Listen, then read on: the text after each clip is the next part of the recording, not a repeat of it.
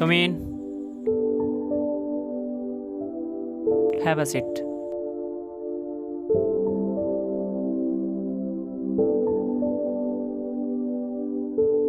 क्या बात है भाई, बहुत परेशान लग रहे हो।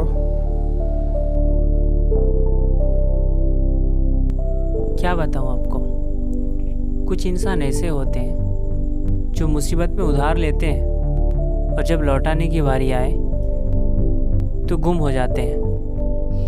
मेरे पड़ोस वाले कुछ दिन पहले मुझसे कुछ पैसे उधार ले गए उनकी बेटी को अस्पताल में एडमिट करने के लिए,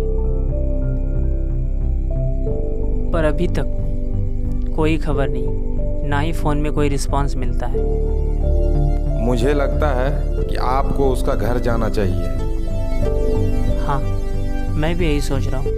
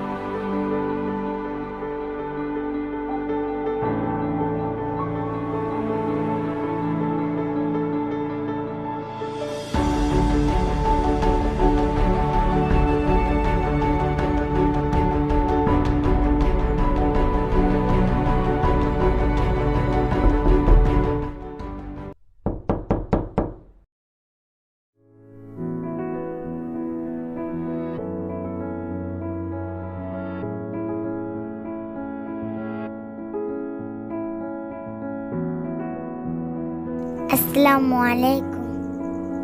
वालेकुम अस्सलाम।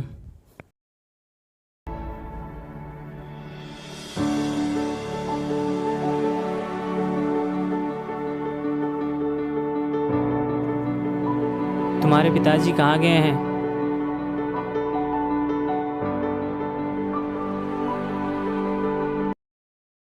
पिताजी स्वर्ग का पानी रोकने गए हैं।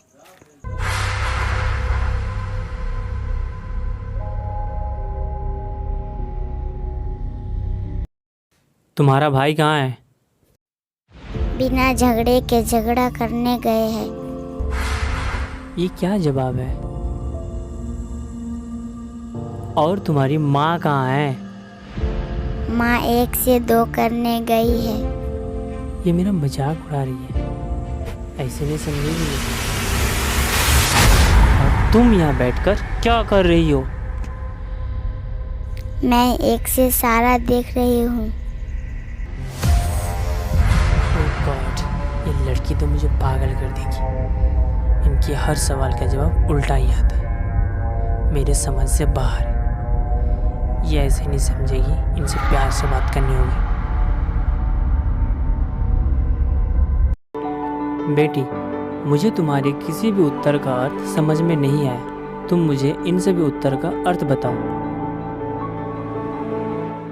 अगर मैं सभी बातों का मतलब समझा दूँ तो आप मुझे क्या दोगे? अरे, ये तो बड़ी चालू है। जो मांगोगी वही दूंगा। यदि आप मेरे पिताजी का सारा कर्ज माफ़ कर दे तो मैं आपको सारी बातों का अर्थ बता दूंगी। तो ये चाह रही थी तो चलो, मैं माफ़ कर दूंगा। अब तो बता दो।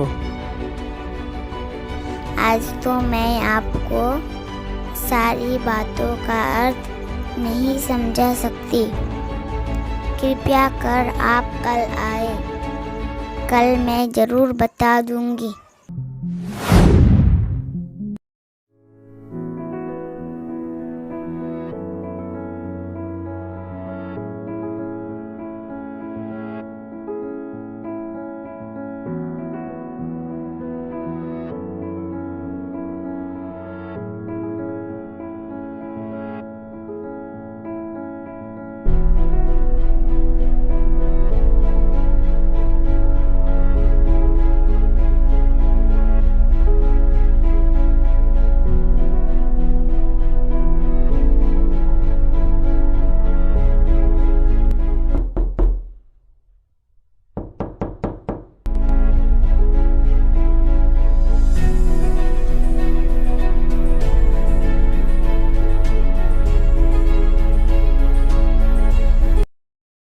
Assalamualaikum. वालेकुम अस्सलाम।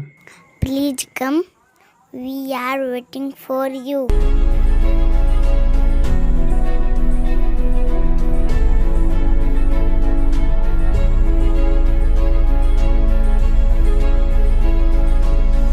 आप सबसे मिलकर खुशी हुई।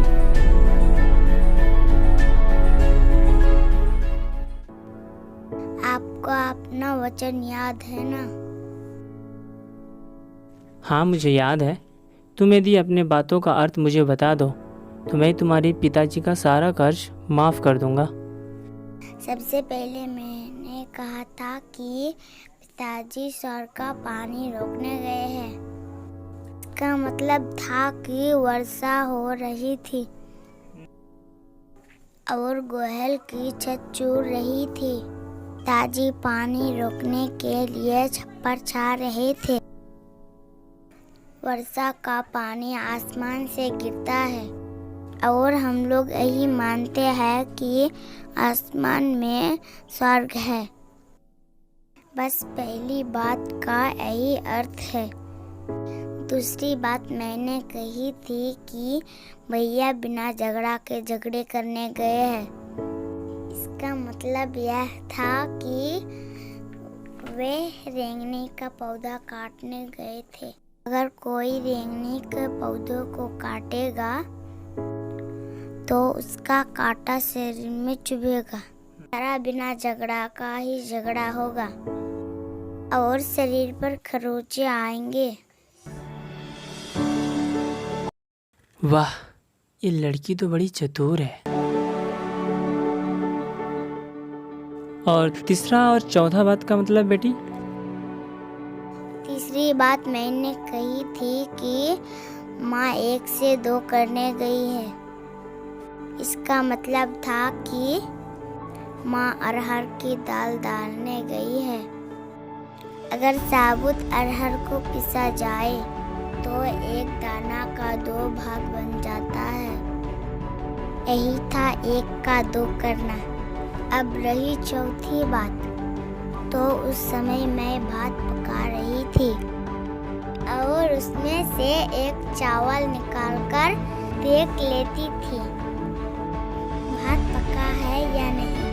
मैं एक चावल देखकर ही जान जाती थी कि पूरा चावल पका है या नहीं। इसीलिए मैं एक से ही सारा चावल देख रही थी। बेटी, तुम तो सच में बड़ी चतुर हो, पर मुझे एक बात समझ नहीं आई। तुम ये सब बात तो कल भी बता सकती थी, लेकिन आज क्यों बुलाई? या तो मैं बता चुकी हूँ कि कल जब आप आए थे तो मैं भात पका रही थी। उस वक्त अगर मैं आपको अपनी बातों का अर्थ समझाने लगती तो भात गीला हो जाता या जल जाता। तब माँ मुझे डांटती। फिर घर में कल कोई भी नहीं था। अगर मैं इनको बताती कि आपने कर्ज माफ कर दिया है तो मेरे बातों का भरोसा नहीं करते। आज आपके मुंह से ही इन लोगों ने यह सुन लिया कि आपने कर्ज माफ कर दिया। इससे इनको विश्वास भी हो गया और खुशी भी हुई। तुम्हारे पिताजी का कर्ज तो मैं पहले ही माफ़ कर चुका था, और आगे कभी भी किसी भी चीज़ का ज़रूरत पड़ी तो मुझे बेझिझक कहना। मैं पूरा करने की पूरी कोशिश करूँगा।